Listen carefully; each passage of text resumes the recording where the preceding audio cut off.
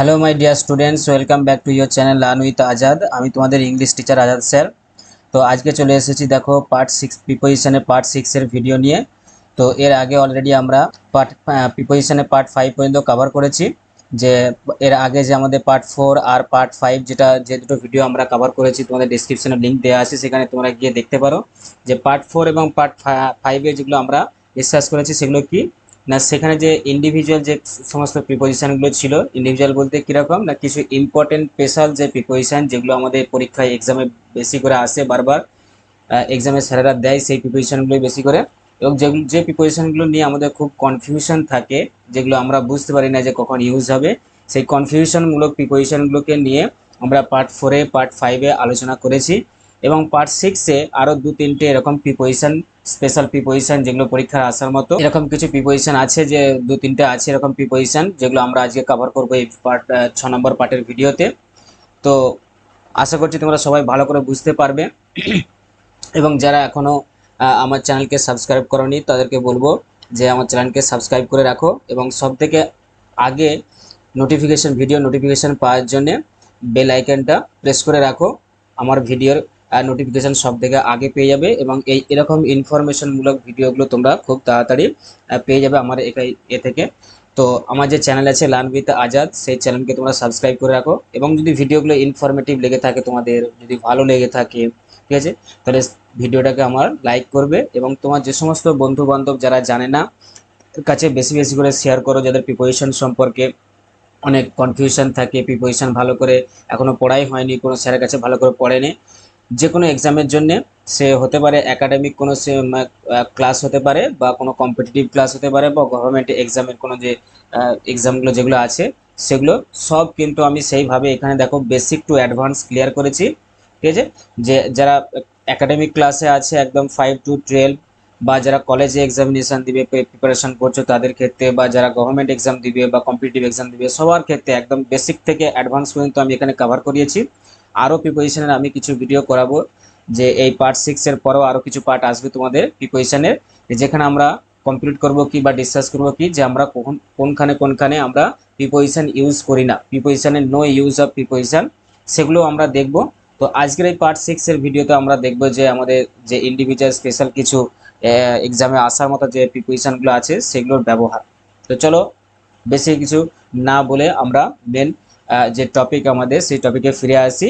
তো চলো আমরা শুরু করি আমাদের যে স্পেশাল ইন্ডিভিজুয়াল প্রিপোজিশন আছে সেগুলো ডিসকাস করি বা তাদের ব্যবহারগুলো। ফার্স্ট দেখো যেটা আছে যে আমাদের বাকি রয়ে গেছিলো, এর আগে আমরা ফর প্রিপোজিশন পর্যন্ত করেছিলাম। তো আজকে আমরা শুরু করব বাই প্রিপোজিশন, বাই থেকে। বাইয়ের যে সমস্ত ইউজগুলো আছে সেগুলো আমরা দেখে নেব, যে বাই কোন কোন ক্ষেত্রে ইউজ হয়। 1 নম্বরে দেখো আছে যেটা, যে বাইয়ের 1 নম্বর যে ইউজটা প্যাসিভ ভয়েসে দ্বারা অর্থে। তাহলে আমরা প্যাসিভ ভয়েস যখন দেখবে করি, তোমরা করেছো বা যারা এখনো করোনি, আমি প্যাসিভ আমাদের ভয়েস চেঞ্জের আমি ভিডিও নিয়ে আসবো, সেখানে একদম পুরো কমপ্লিটভাবে তোমাদের সারা জীবন কোনো ডাউট থাকবে না, এভাবে আমি ভয়েস চেঞ্জ আমি তোমাদেরকে করিয়ে দেবো। তো ওয়েট করো, এই আর্টিকেলের পরেই ভয়েস চেঞ্জ, ন্যারেশন চেঞ্জ, বা তোমাদের যে টেন্স থাকে, টেন্স নিয়ে তোমাদের বেশি যাদের প্রবলেম থাকে, সারা জীবন আমি স্টুডেন্টদের কাছে শুনে এসেছি যে টেন্স ভালো করে কেউ জানে না, ভালো করে পড়া হয়নি, বা স্যারেরা ভালো করে শেখায়নি। তো সেই টেন্সও আমি তোমাদেরকে এমনভাবে শিখিয়ে দেবো যে সারা জীবন কোনো দিন আর ভুলতে পারবে না, যে হ্যাঁ আজিজ স্যার আমাদের টেন্স করিয়েছিল, সারা জীবন মনে আছে। তো দেখো এখানে আমাদের প্যাসিভ ভয়েস যে আমরা যখন করি, সেখানে দেখবে আমরা বাই একটা কি অ্যাড করি, দেখবে বা বাই অ্যাড করে আমাদের কি করি ভয়েস চেঞ্জগুলো করে থাকি অ্যাক্টিভ থেকে প্যাসিভে। ঠিক আছে, এখানে দেখো সেরকম এক্সাম্পল আমরা দেখলেই বুঝতে পারবো। তাহলে একটা গেল কি প্যাসিভ ভয়েস, যে দ্বারা যে অর্থ আমরা বুঝাই, সেই দ্বারা অর্থের জন্য বাই ইউজ করি। আর হচ্ছে কি না, কাছে বা পাশে অর্থে বোঝাতে, যে আমাদের কোনো কাছে কোনো জিনিস আছে, বা কাছে কেউ আছে, বা পাশে কেউ আছে, তাহলে এরকম বোঝাতে আমরা কি করি না বাই ইউজ করি। যেমন দেখো এক্সাম্পল দেখলে আরও তোমাদের ভালো করে ক্লিয়ার হয়ে যাবে, কি না Taj Mahal was made by Shahjahan. তাহলে তাজমহল কার দ্বারা বানানো হয়েছিল বা তৈরি করা হয়েছিল, যে শাহজাহানের দ্বারা। দেখো এটা হচ্ছে আমাদের কি প্যাসিভ ভয়েস আছে না, যে Taj Mahal was made by Shahjahan. তাহলে এটা আমাদের কিসে আছে, প্যাসিভ ভয়েসে আছে। কেন প্যাসিভ ভয়েসে কেন আছে না, শুধু বাইটার জন্যই কি প্যাসিভ ভয়েসে আছে আমরা বুঝতে পারলাম, যে না বাইটা তো আছে অবশ্যই, বাইটা দেখেও আমরা বুঝতে পারি যে হ্যাঁ প্যাসিভ ভয়েসে আছে, বাইটাও একটা কারণ। কিন্তু তার সাথে সাথে দেখো আমাদের এখানে কি আছে না, এখানে দেখো একটা ভার্ব আছে যেটা হেল্পিং ভার্ব মানে বি ভার্ব যেটা আছে, বি ভার্ব প্লাস হচ্ছে দেখো যে আমাদের মেন ভার্ব, সেই মেন ভার্বের কি আছে পাস্ট পার্টিসিপল ফর্ম আছে। তাহলে এরকমটা যদি থাকে যে অ্যাক্টিভ থেকে প্যাসিভ করার সময় আমরা চেঞ্জ করি কি না, সাবজেক্টকে দেখবে আমরা অবজেক্ট করি, আর অবজেক্টকে দেখবে সাবজেক্ট করি, আর তার সাথে সাথে কি করি একটা হেল্পিং ভার্ব থাকে, এবং মেন ভার্বে পাস্ট পার্টিসিপল ফর্ম থাকে, আর বাই আমরা ইউজ করি। ক্যারেক্টারিস্টিকগুলো যে অ্যাক্টিভ থেকে প্যাসিভ করার জন্য যে আমাদের নিয়মগুলো রুলসগুলো দেখো সেগুলো সব মিলে আছে এখানে। যে তাজমহল এটা দেখো কি আছে না, এটা সাবজেক্ট হিসেবে ইউজ করেছি। তারপর দেখো হেল্পিং ভার্ব ওয়াজ আছে, তারপর দেখো মেকের দেখো আমাদের পাস্ট পার্টিসিপল ফর্ম মেড, তারপর দেখো বাই আছে, আর তারপরে হচ্ছে আমাদের অবজেক্ট আছে দেখো। তাহলে দেখো কি আছে আমাদের টোটাল সেন্টেন্সটা, Taj Mahal was made by Shahjahan, Taj Mahal শাহজাহানের দ্বারা বানানো হয়েছিল। ঠিক আছে, তাহলে এটা অ্যাক্টিভ কি হবে বলো তো, অ্যাক্টিভ যদি আমরা করতাম তাহলে কি হতো না, শাহজাহান মেড তাজমহল, কি হতো শাহজাহান মেড তাজমহল। তাহলে আমাদের শাহজাহানটা দেখো অবজেক্ট আছে এখানে, তাহলে আমরা অ্যাক্টিভে কি করতাম এই অবজেক্টটাকে সাবজেক্ট করে দিতাম, তাহলে শাহজাহান হয়ে যেত। আর দেখো এখানে যে মেকের আমাদের দেখো পাস্ট টেন্সে আছে, এটা ওয়াজ ইউজ করা হয়েছে ওই জন্য, তাহলে পাস্ট টেন্সে আছে ওই জন্য আমাদের মেডই থাকবে। তাহলে শাহজাহান মেড, তারপরে কি আছে আমাদের সাবজেক্ট অবজেক্ট হয়ে যায় অ্যাক্টিভে, তাহলে তাজমহলটা কি হয়ে যাবে আমাদের অবজেক্ট হয়ে যাবে, তাহলে শাহজাহান মেড তাজমহল। এরপর দেখো যে কাছে অর্থে বা পাশে অর্থে যেটা যেটা বুঝালাম এটা কি না, দেখো হি স্ট্যান্ড বাই মি, সে আমার পাশে দাঁড়িয়ে আছে, হি স্ট্যান্ডস, সরি এখানে স্ট্যান্ডস হবে, হি স্ট্যান্ডস বাই মি, তাহলে সে আমার পাশে দাঁড়িয়ে আছে। তাহলে দেখো এখানে কাছে অর্থে বা পাশে অর্থে বোঝাতে দেখো আমরা বাই ইউজ করলাম, যে আমার পাশে দাঁড়িয়ে আছে, তাহলে হি স্ট্যান্ডস বাই মি। ঠিক আছে, বুঝতে পারলে, আশা করছি কোনো প্রবলেম নেই, ক্লিয়ার হয়েছে। ব্যাস চলো তাহলে আমরা নেক্সট চলে যাই। নেক্সট দেখো 2 নম্বরে যেটা আছে বাইয়ের ইউজ, যোগাযোগের মাধ্যম বা উপায় বোঝাতে, যে আমরা যোগাযোগের যে ট্রান্সপোর্টেশন সিস্টেম যেগুলো আমরা করি, যে যেগুলো আমরা যোগাযোগের মাধ্যম যে সমস্তগুলো জিনিসগুলো থাকে, বা যোগাযোগের উপায় যেগুলোর মাধ্যমে আমরা এক স্থান থেকে অন্য স্থানে যাই, সেই যোগাযোগের মাধ্যমগুলোর কথা এখানে বলা হয়েছে। যেমন দেখো you go to school by bus, যে দেখবে তোমরা যারা পাবলিক স্কুলে পড়ো দেখবে, ঠিক আছে, প্রাইভেট স্কুলে বা পাবলিক স্কুলে তাদের কি থাকে গাড়ি থাকে দেখবে, বাস থাকে, সেই বাসে করে তোমরা স্কুলে যাও। তো সেই স্কুলে দেখো দেখো এটাই লেখা হয়েছে যে you go to school by bus, তাহলে তুমি যে বাসে করে স্কুলে যাও, তাহলে তোমাকে যদি কেউ জিজ্ঞাসা করে তুমি কিভাবে স্কুলে যাও, তুমি কি বলবে না ইউ গো, যে I go to school by bus.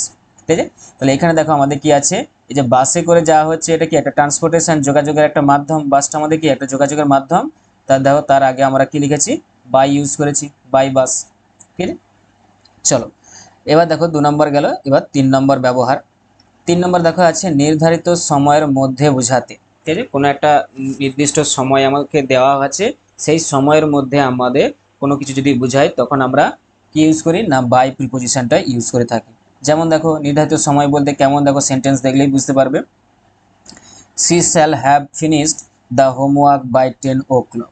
তাহলে আমরা কি বললাম, she shall have finished the homework by 10 o'clock, তাকে 10টা বাজার দেখো বাজার 10টা বাজার মধ্যে তাকে কি করতে হবে হোমওয়ার্কটা করে ফেলতে হবে। ঠিক আছে, she shall have finished the homework by 10 o'clock, তাহলে 10টা বাজার আগেই। ঠিক আছে, আমরা যেটা বলি যে নির্ধারিত সময়ের মধ্যে মানে কি, যে আমার টাইমটা দেওয়া থাকবে লাস্ট টাইমটা, সেটার আগেই আমাকে কি করে নিতে হবে, সেটা যেন পরে যাতে না হয়, তার আগে আমাকে কি করতে হবে কাজটা করে ফেলতে হবে।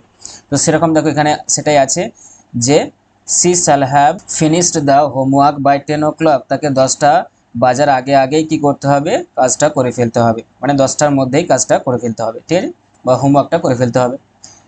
চলো এটা গেল 3 নম্বর। 4 নম্বর ব্যবহার কি আছে দেখো বাইরে না, ঘড়ির সময় অনুসারে বোঝাতে, ঘড়ির সময় অনুসার যেটা আমরা সময় অনুসারে কোনো কিছু বোঝাই, যে ঘড়ির সময় অনুসারে কোনো কিছু একটা উল্লেখ করছি বা ইন্ডিকেট করছি, তখন আমাদের কি করি না বাই প্রিপোজিশন ইউজ করে থাকি। যেমন দেখো ঘড়ির সময় অনুসারে বলতে কি না সেন্টেন্সের মাধ্যমে বুঝে নাও, তাহলে ক্লিয়ার হয়ে যাবে আরও বেশি করে। না it is 11 past 10 by my watch, তাহলে কি লিখলাম দেখো এখানে it is 11 past 10 by my watch.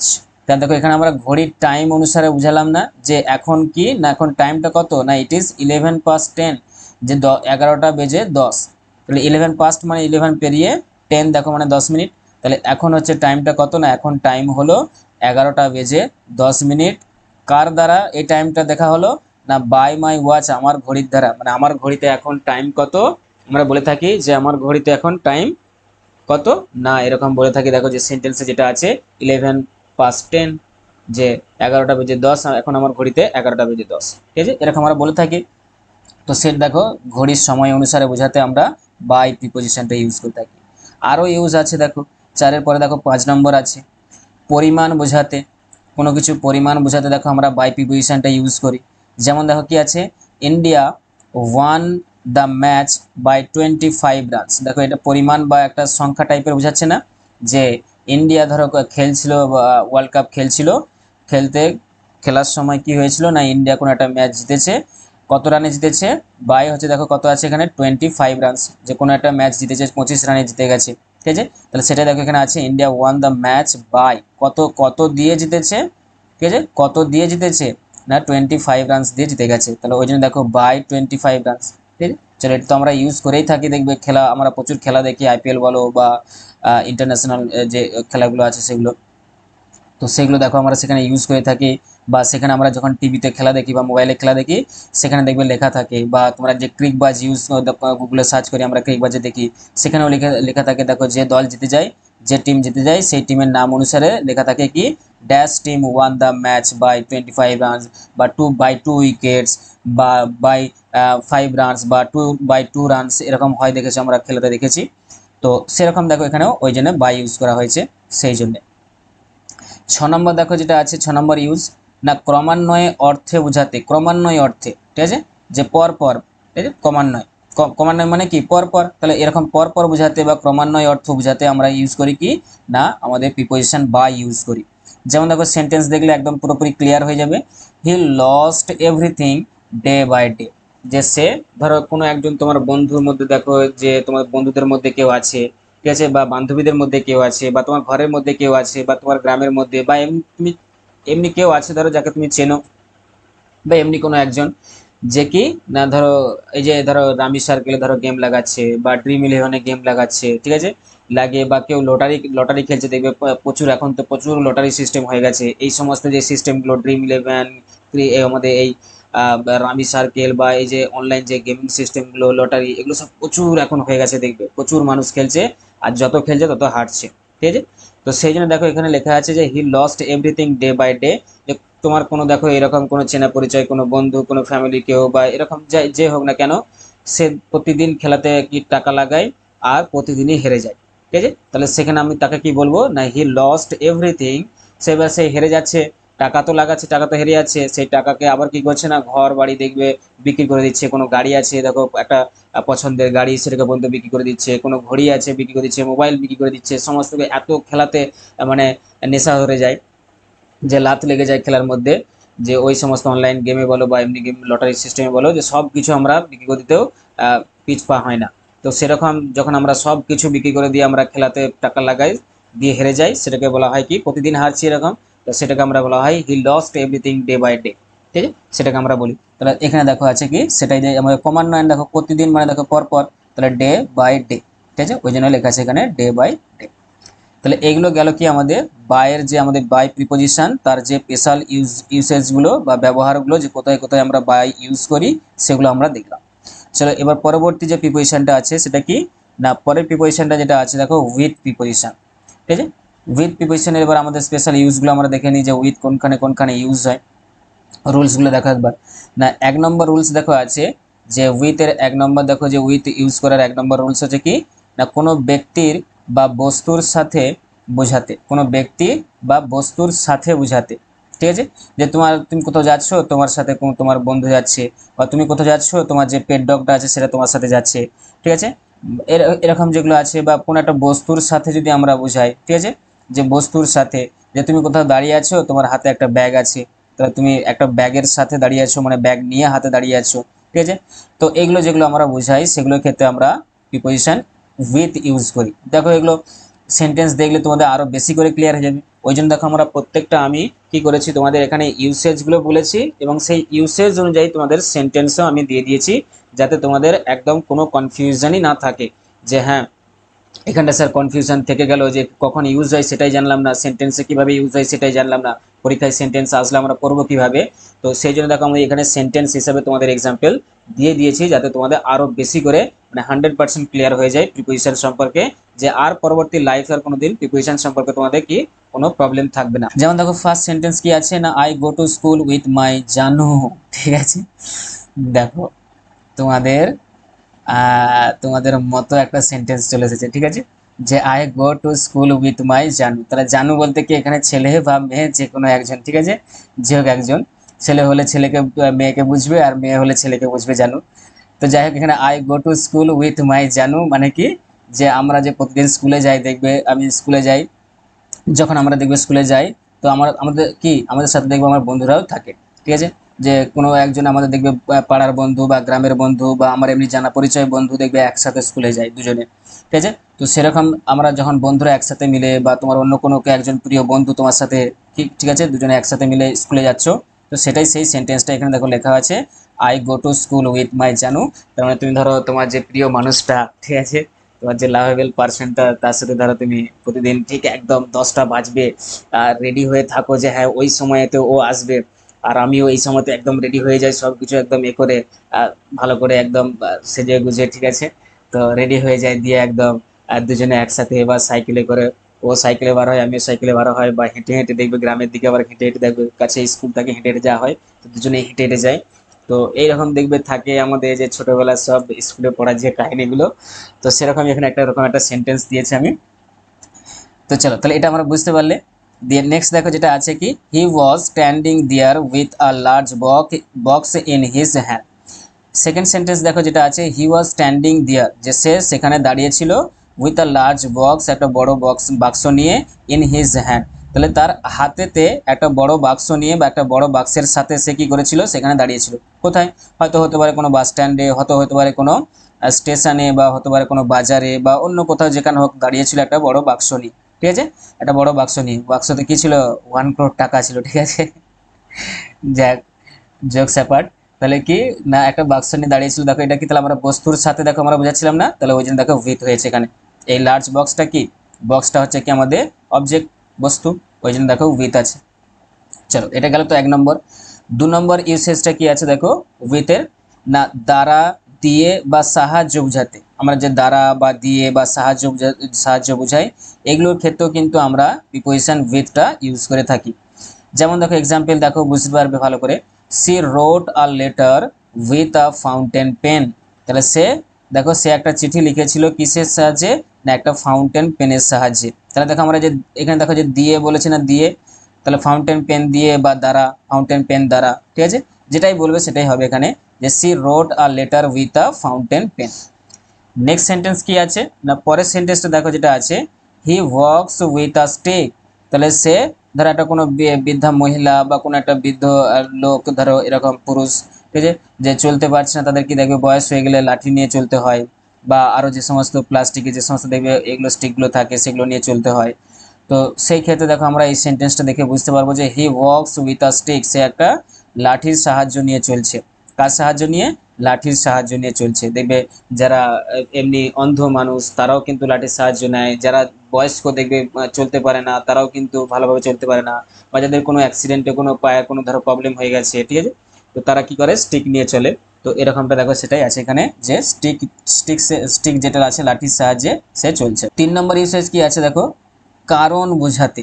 ঠিক আছে, কোনো কিছুর কারণ বোঝাতে আমরা কি করি না, প্রিপোজিশন উইথ ইউজ করি।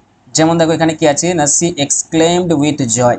তাহলে সে কি না কিসের কারণে সে এত উৎফুল্ল হয়েছিল, আনন্দিত হয়েছিল, না দেখো কিসের জন্য, জয়ের জন্য। ঠিক আছে, সি এক্সক্লেমড উইথ জয়, আনন্দের কারণে সে এত উত্তেজিত হয়েছিল, কোনো একটা জিনিস তার জীবনে ঘটেছে যেটা কি খুব খুশির আনন্দের, যার জন্য সে এত উৎফুল্ল। ঠিক আছে, তাহলে সেটাই দেখো এখানে আছে একটা কারণ। তাহলে এটা এখানে একটা কারণ, সে দেখো যে জেতার জন্যে বা কোনো কিছু দেখো পাওয়ার জন্যে, গিফট পেয়েছে বা সারপ্রাইজ কোনো কিছু একটা পেয়েছে, বা এরকম কোনো কিছু আনন্দের একটা খুশির খবর তার সাথে ঘটেছে, বা রেজাল্ট ভালো হয়েছে, তো সেই জন্য দেখো সি এক্সক্লেমড উইথ জয়। তাহলে এগুলো কি কি কারণ, সব সেই কারণের জন্য কি আনন্দ করছে, এক্সক্লেম করছে। নেক্সট দেখো 4 নম্বর যেটা আছে কি, ধরন বুঝাতে। ঠিক আছে, ধরন বুঝাতে, কাইন্ডস যেগুলো আমরা বলি ধরন বুঝাতে। যেমন দেখো কি আছে, এক্সাম্পল দেখলে বুঝতে পারবে, হি হ্যান্ডেলড ইট উইথ কেয়ার। তা দেখো যত্ন সহকারে, বা যত্ন যে একটা কি আমরা কিভাবে দেখো যে হি হ্যান্ডেলড ইট, কোন একটা জিনিস, ঠিক আছে, সেটাকে কি করছে, যত্ন সহকারে হ্যান্ডেল করছে, ঠিক আছে। বা যখন আমরা আমাদের বাবা মা দেখবে বৃদ্ধা বা বৃদ্ধ হয়ে যায়, তখন আমাদের কি করা উচিত, তাদের সাথে এটা ব্যবহার করা উচিত কি, যত্ন সহকারে একদম কেয়ারলি বা ভালো করে হ্যান্ডেল করে তাদেরকে আমাদের খাইয়ে দেওয়া উচিত, স্নান করিয়ে দেওয়া উচিত, ওষুধ খাইয়ে দেওয়া উচিত, শুইয়ে দেওয়া উচিত। কারণ ছোটবেলার একবার দৃশ্যটা ভাবো যে মা বাবা তোমার সাথে কি করেছিল, বা মা বাবারা আমাদের সাথে কিরকম ভাবে আমাদেরকে বড় করে তুলেছিল, সেটাই যদি আমরা মা বাবাকে ফিরিয়ে দিই বৃদ্ধা বয়সে বা বৃদ্ধ বয়সে, তারা কতটা খুশি হবে বলো, প্রচুর খুশি হবে। সারা পৃথিবীতে ওরকম খুশি আর কেউ হবে না, যদি তার ছেলে মেয়েরা যদি সাথে থাকে, তাকে ভালোবাসে, ঠিক আছে। তো সেরকম দেখো এখানে কি আছে, বা কোনো ধরো কাঁচের জিনিস, ধরো হালকা কাঁচের জিনিস তোমাকে হাতে দেওয়া হলো, তোমাকে কি বলা হলো, হ্যান্ডেল ইট উইথ কেয়ার, ঠিক আছে, যে ভালো করে নিয়ে যাও, নাহলে পড়ে কি ভেঙে যাবে। তো এরকম যে জিনিসগুলো, যে সূক্ষ্ম যে জিনিসগুলো আমরা কি করি না হ্যান্ডেল করি, সেগুলো ক্ষেত্রে দেখো যে আমরা কি লেখা আছে এখানে, উইথ প্রিপোজিশন ইউজ করি, ঠিক আছে। নেক্সট দেখো 5 নম্বরে যেটা আছে কি, যে কোনো ব্যক্তির প্রতি রাগ, খুশি, সন্তুষ্ট, বিরক্ত বোঝাতে, যে কোনো একটা ব্যক্তির প্রতি আমি রাগ হয়ে গেছে, রেগে আছি, তার প্রতি রাগটাকে প্রকাশ করার জন্য, যে কারোর প্রতি আমি কারোর কাজ দেখে বা কারোর কোনো দেখে, মানে কথাবার্তা শুনে বা এরকম কোনো কিছু ব্যবহার দেখে আমি খুশি বা সন্তুষ্ট, বা কারো এরকম ব্যবহার বা আচরণ দেখে আবার বিরক্তও হয়ে যায়, ঠিক আছে, এরকম অনেক থাকে।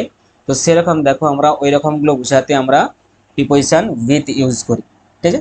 যেমন ধরো কি আছে, she was angry or pleased or satisfied or annoyed with you, সে তোমার প্রতি কি আছে, রেগে আছে, সে তোমার প্রতি কি সন্তুষ্ট আছে, সে তোমার প্রতি খুশি আছে, সে তোমার প্রতি বিরক্ত আছে।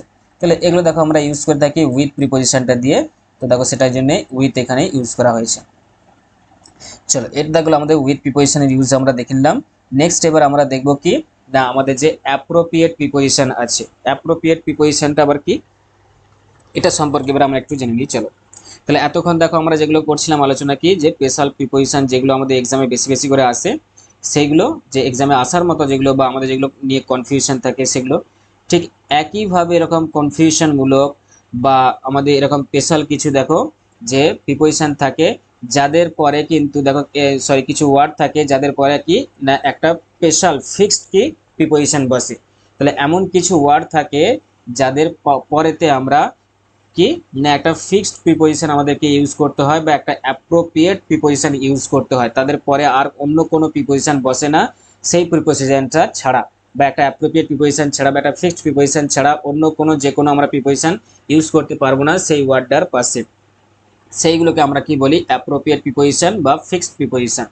সেরকমই দেখো প্রিপোজিশন আমি তোমাদের এখানে লিখেছি, দেখিয়েছি, দেখো স্লাইডে দেখতে পাচ্ছ যে 100 প্রিপোজিশনস লিস্ট, 100টা প্রিপোজিশনের এখানে লিস্ট আছে, সেগুলো তোমাদের দেখো এখানে যে লিস্টটা দেওয়া আছে এখানে একটু দেখে নিতে পারো, ঠিক আছে।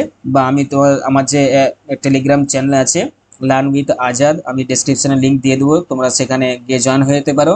এই যে 100 প্রিপোজিশন আছে এই লিস্টটা আমি সেখানে পিডিএফ আকারে দিয়ে দেবো, তোমরা সেখান থেকে ডাউনলোড করে নিতে পারো, দেখে নিতে পারো, পরবর্তীকালে মুখস্থ করার জন্য বলো বা মনে রাখার জন্য যাই করার জন্য বলো।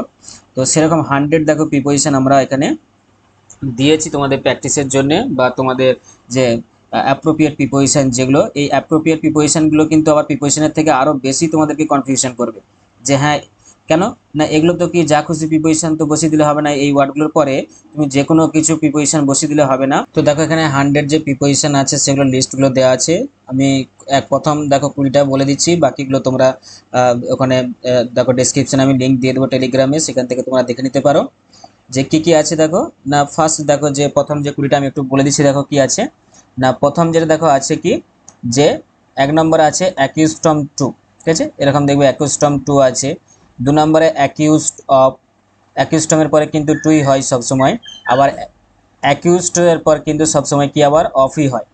নেক্সট দেখো 3 নম্বরে আছে ব্যাড অ্যাট, তারপর 4 নম্বরে দেখো হ্যাপি অ্যাবাউট, 5 নম্বরে অ্যাপ্রিসিয়েট ফর, 6 নম্বরে বেস্ট অন, 7 নম্বরে হচ্ছে ইন্টারেস্টেড ইন, 8 নম্বরে দেখো আছে ডিরাইভড ফ্রম, 9 নম্বরে দেখো আছে কি অ্যাডিক্টেড টু। তাহলে এগুলো দেখো কি ফিক্সড প্রিপোজিশন, কারণ এই যে ওয়ার্ডগুলো আমরা বলছি এই ওয়ার্ডগুলোর পরে কিন্তু এই প্রিপোজিশনগুলোই ইউজ হয়, এই প্রিপোজিশনগুলোই কিন্তু বসে, এই জন্য এগুলোকে আমরা অ্যাপ্রোপ্রিয়েট বা ফিক্সড প্রিপোজিশন বলি। এরকম দেখবে তোমাদের ফিল ইন দ্য ব্ল্যাঙ্কস থাকে, যে fill in the blanks with appropriate preposition, ঠিক আছে। তো সেরকম দেখো এখানে exempt of, associated with, brilliant at, anxious about, boastful for, keen on, depend on, different from, safe from, allergic to or attached to। তাহলে এই 20টা দেখো আমি প্রথম যে 20টা আছে এই প্রথম 20টা পড়ে দিলাম, বাকি যেগুলো আছে তোমরা দেখে নেবে, আমি দিয়ে দেবো লিঙ্ক ওখানে টেলিগ্রামে, আমি এখানে পিডিএফ সহকারে দিয়ে দেবো। তো প্রিপোজিশনগুলো কেমন তোমাদের ইনফরমেটিভ লাগছে কিনা, বা আমার যে ক্লাসটা আমি করাচ্ছি তোমাদেরকে যেভাবে বুঝিয়ে বুঝিয়ে, সেই ক্লাসটা তোমাদের ভালো লাগছে কিনা তোমরা কমেন্টে জানিও। আর যদি ভালো লেগে থাকে তাহলে অবশ্যই লাইক করবে। আর তোমার যে সমস্ত বন্ধু বান্ধব যারা এখনো জানেনি আমার চ্যানেল সম্পর্কে, তাদের কাছে চ্যানেলটাকে বেশি বেশি করে শেয়ার করে দাও, যাতে তারাও কিছু শিখতে পারে, যাদের প্রিপোজিশন নিয়ে অনেক কম কনফিউশন আছে, যারা প্রিপোজিশন আরও শিখতে চায়, যাদের এক্সামে দেবে প্রিপোজিশন করে আসতে পারে না, তাদেরকে বেশি বেশি করে শেয়ার করে দাও। এবং আমার যে চ্যানেলটা আছে লার্ন উইথ আজাদ, ইউটিউবে তোমরা সার্চ করলেই পেয়ে যাবে, সেখানে তোমরা চ্যানেলটাকে সাবস্ক্রাইব করে রাখো এবং বেল আইকনটাকে প্রেস করে রাখো, যাতে সবথেকে প্রথম আমার ভিডিও তোমরা নোটিফিকেশান পেয়ে যাও। আজকে এই পর্যন্তই, আশা করছি তোমাদের প্রিপোজিশন সম্পর্কে কোনো কনফিউশন থাকছে না, তোমরা ভালোভাবে প্রিপোজিশন শিখতে পারছো। এরপরে যে আমাদের 7 নম্বর পার্ট যেটা থাকবে, সেখানে আমাদের প্রিপোজিশনের নো ইউজ অফ প্রিপোজিশন যেগুলো আছে, যে প্রিপোজিশন আমরা কোথায় কোথায় ইউজ করি না, বা কোথায় কোন প্রিপোজিশনটা হয় আর কোথায় কোন প্রিপোজিশনটা হয় না, সেগুলো আমরা দেখব। তো আজকে এই পার্টে দেখো এতদূর পর্যন্তই। আশা করছি সবাই ভালো আছো, ভালো থেকো, পরবর্তী ভিডিওর জন্য অপেক্ষা করো, ওয়েট করো, খুব শীঘ্রই আসবে। And thanks for giving your time and ta-ta, by.